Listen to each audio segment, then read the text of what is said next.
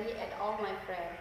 Today, we of the group of 9 want to present the result of work with the title of Democracy. My name is Cindy Natalia, NPM 2017112069. and my name Natalia Sinaga. My NPM 2017 111282. Please enjoy the video And stay healthy and stay at home. thank you. Lihat dari ininya, Ge. Definisi demokrasi dalam paradigma sosiologi perspektif evolusionisme, demokrasi merupakan suatu perkembangan sekaligus pilihan dari sistem politik yang digunakan dalam suatu negara. Demokrasi dalam perspektif ini tentu dipertimbangkan sebagai fase dari sistem politik sebelumnya yang disetujui melalui proses interaksi dan perubahan. Apabila karena demokrasi merupakan produk sistem pemerintahan yang muncul secara taken for granted di dalam suatu masyarakat, maka wajar jika banyak kalangan menilai bahwa penerapan demokrasi mengalami banyak hambatan. Ada 6 lembaga yang dibutuhkan dalam penerapan sistem demokrasi. Yang pertama, para penjabat yang dipilih. Semua yang ada di tangan para penjabat yang dipilih oleh warga negara. Jadi pemerintah demokrasi modern merupakan demokrasi perwakilan. Kedua, pemilihan umum yang jujur, adil, bebas, dan berperiodik. Para penjabat itu dipilih melalui pemilu. 3, kebiasaan menyetujui. Warga negara berhak menyetujui pendapat mereka sendiri tanpa ada halangan dan ancaman penguasa.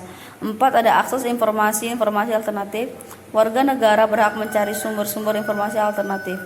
Yang kelima, otonomi asosiasional, yaitu warga negara berhak membentuk perkumpulan atau organisasi yang relatif bebas, termasuk politik dalam kelompok kepentingan. 6, hak kewarganegaraan yang eksekutif. Pemerintahan demokratis. Menurut P.J. Suwarno 1999 menetapkan bahwa ada 3 ide untuk menetapkan apakah suatu sistem pemerintahan itu demokratis atau popular sovereignty atau bukan, yaitu ide partisipasi, ide pertanggungjawaban pemimpin pada rakyat atau kontrol rakyat, accountability, dan idea kesamaan. Penjelasan ketiga alat ukur tersebut diuraikan lebih lanjut sebagai berikut. Yang pertama, ada ide partisipasi, mengandung pengertian rakyat ikut serta dalam proses pengambilan keputusan dan bidang politik dan pemerintahan, baik melalui perwakilan maupun secara langsung dengan pernyataan pendapat, baik dengan tulisan maupun secara lisan. Hak untuk berpartisipasi itu harus dilindungi peraturan perundang-undangan. 2, ada ide pertanggungjawaban pemimpin pemerintah terhadap rakyat, berarti bahwa pemimpin atau pemerintah harus mempertanggungjawabkan semua tindakan kepada rakyat, sebab ia memerintah berdasarkan wewenang yang diberikan kepada oleh rakyat, bukan atas kehendaknya sendiri atau kehendakan golongan tertentu. Untuk mengetahui apakah pemimpin itu sesuai dengan kehendak rakyat bebas mengontrol dan bahkan secara efektif menolak pemerintah itu kalau ternyata tidak sesuai dengan kehendak rakyat. Dalam demokrasi, rakyat memerintah diri sendiri. Yang ketiga, ada ide kesamaan. Dalam hal ini dapat dibedakan antara kesamaan dalam liberalisme dan kesamaan dalam demokratisme.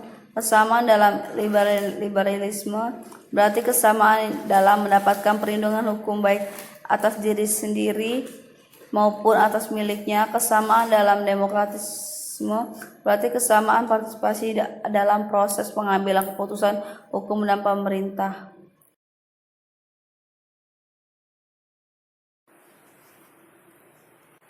Transisi dan konsolidasi demokrasi.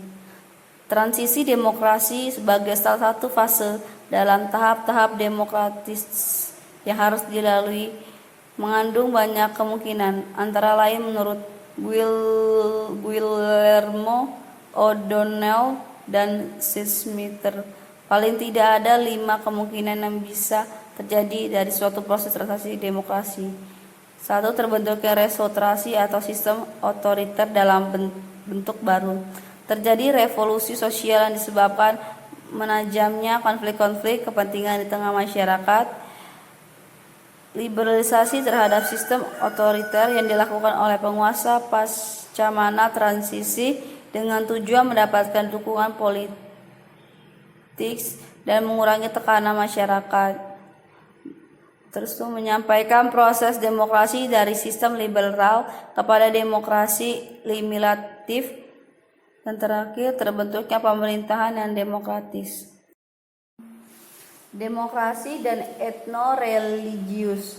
Salah satu penelitian yang cukup menjawab persoalan demokrasi dan menguatkan etno-religius adalah penelitian Robert W.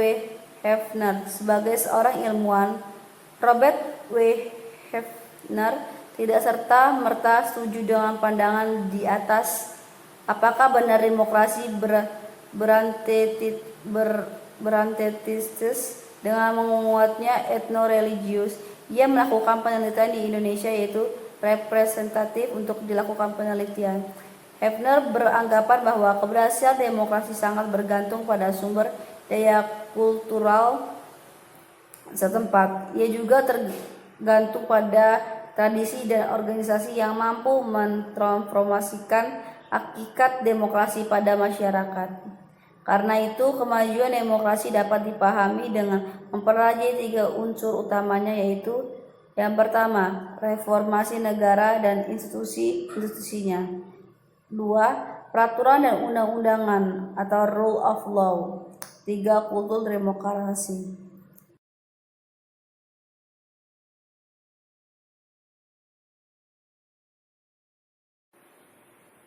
Demokrasi dan kepercayaan.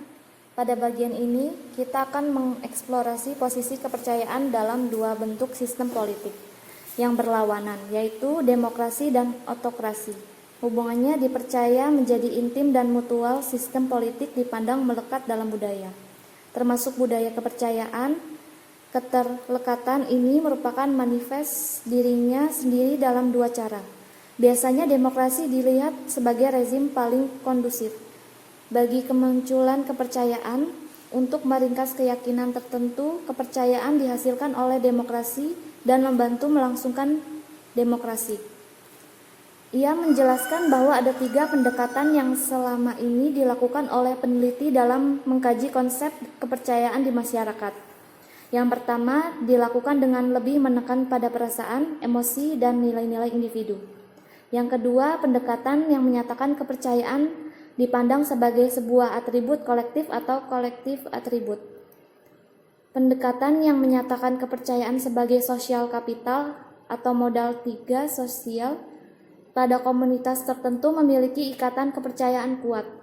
Menurut Mistal, tumbuh suburnya demokrasi di Italia adalah karena kuatnya kepercayaan di tingkat komunitas atau seperti masyarakat Jepang yang mengelola bisnisnya pada tingkat keluarga dengan kepercayaan kuat di antara mereka. Adapun Satomka tahun 1909-1416 membagi kepercayaan dalam 5 dimensi.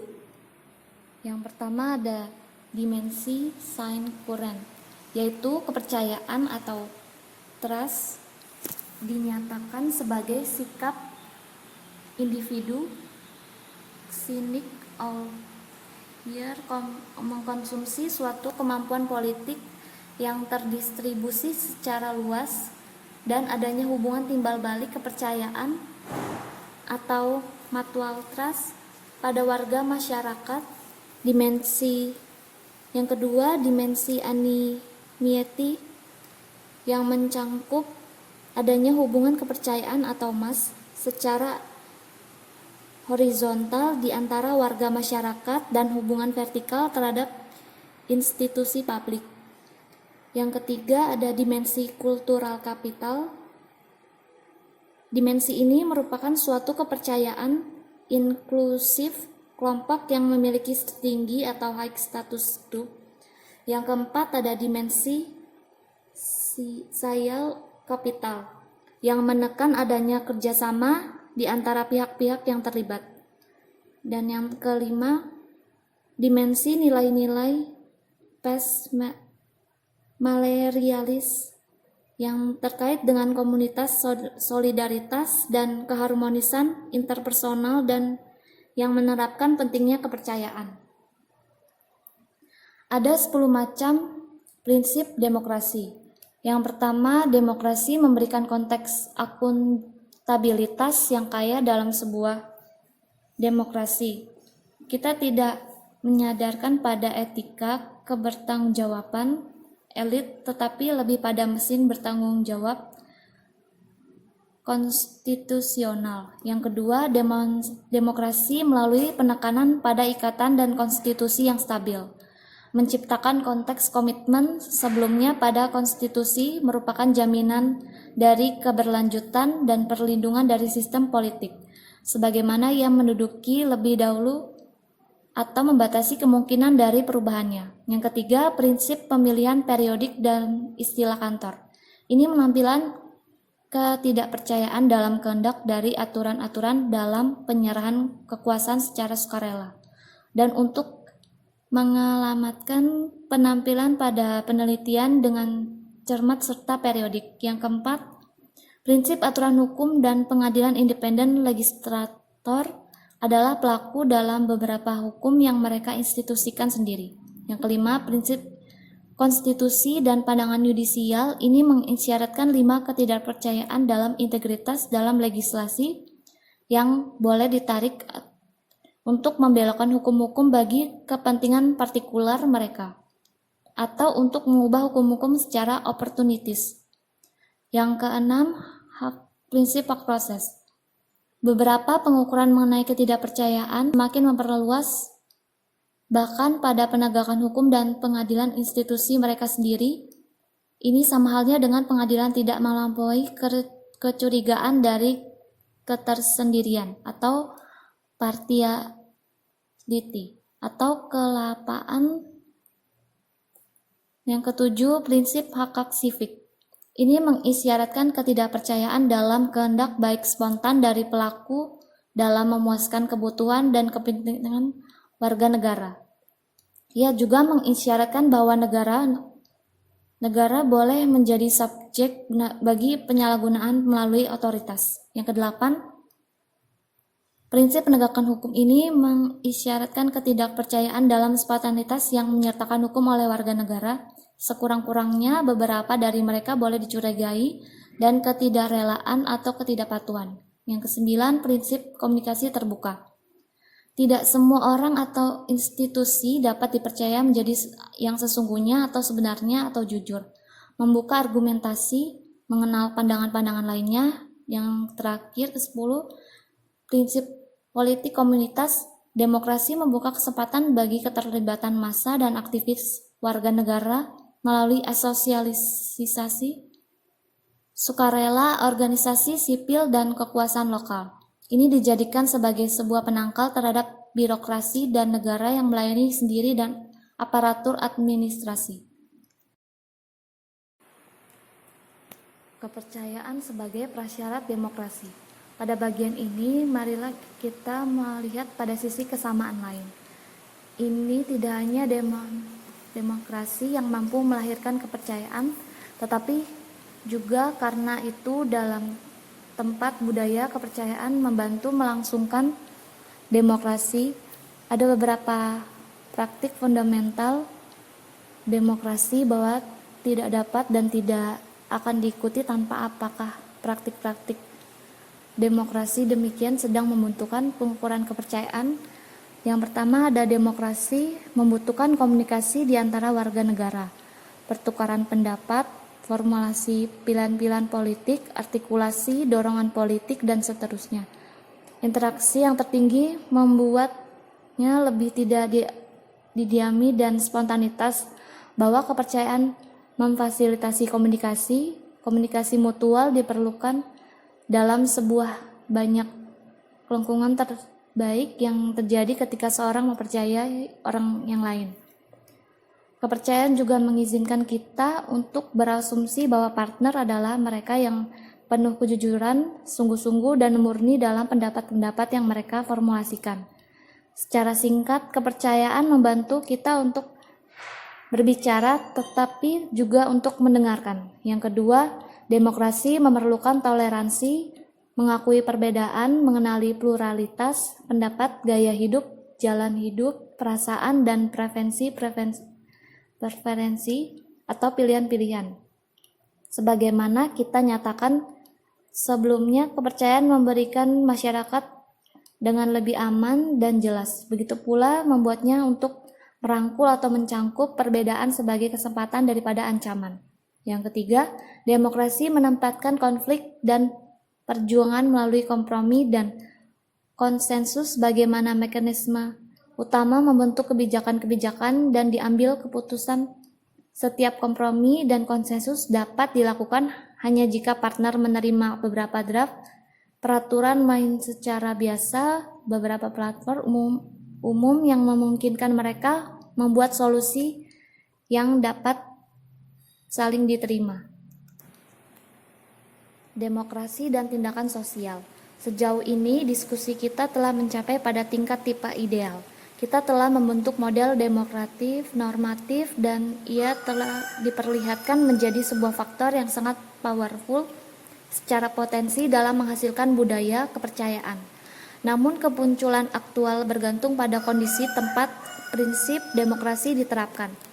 Cara mereka mengoperasikan dalam kehidupan sosial dan politik dalam tatanan 10 prinsip fundamental dari sistem demokrasi dan kemungkinan-kemungkinan pelanggarannya.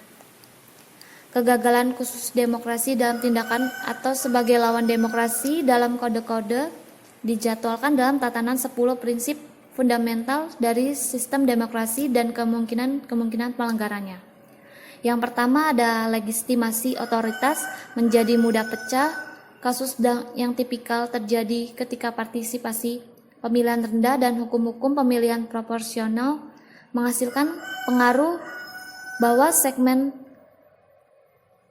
besar masyarakat tidak terwakili dan otoritas-otoritas pada kenyataannya dipilih hanya oleh sejumlah masyarakat. Kasus lain adalah berkurangnya prosedur yang mengarah pada penarikan kembali atau pembatal wakil-wakil dan pejabat publik. Meskipun kegagalan manifest mereka di kantor, mereka tidak dipecat. Yang kedua, perjanjian kekuasaan mungkin dihalangi atau dirintangi. Satu cara adalah melalui manipulasi hukum pemilihan dalam suatu cara yang memunculkan kesempatan untuk pemilihan kembali dalam kelompok rolling. Contoh lain adalah perpanjangan terma kantor, misalnya presiden selamanya. Bahkan jika ini dilakukan dalam model yang benar secara formal melalui sebuah perubahan awal hukum.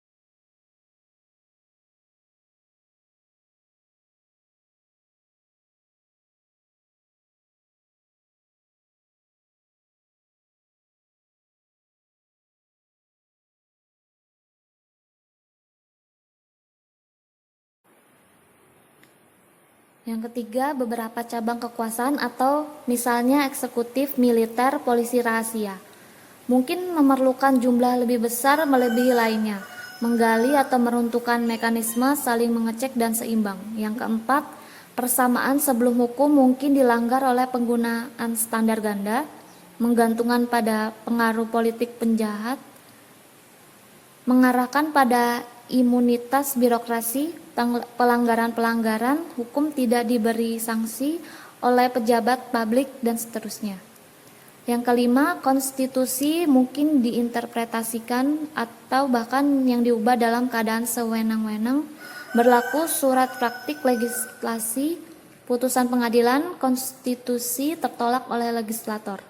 Yang keenam, kesempatan untuk banding dibatasi, periode penjagaan atau tahanan yang diperpanjang, kondisi penyediaan penjara mungkin tidak manusiawi.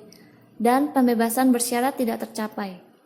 Yang ketujuh, hak-hak sipil secara murni dideklarasikan terkait dengan kekurangan sumber daya bagi penerapannya, atau cara-cara klaim efektif penegakan hukum menjadi lax agen, penegakan tidak efisien atau mengkorup dengan sebuah kemunculan atmosfer yang permisif. Yang kedelapan, pressure pada media mengarah lebih banyak atau lebih sedikit menutupi bentuk-bentuk sensor bias, bisa selektif, meminggirkan pada pesan kritik. Yang kesembilan, hak prerogatif, kekuasaan lokal dipinggirkan dan pengaruh kelompok sukarela. Warga negara dibatasi, sentralisasi dan bahkan oligarki. Aturan mengarah pada pembusukan masyarakat sipil.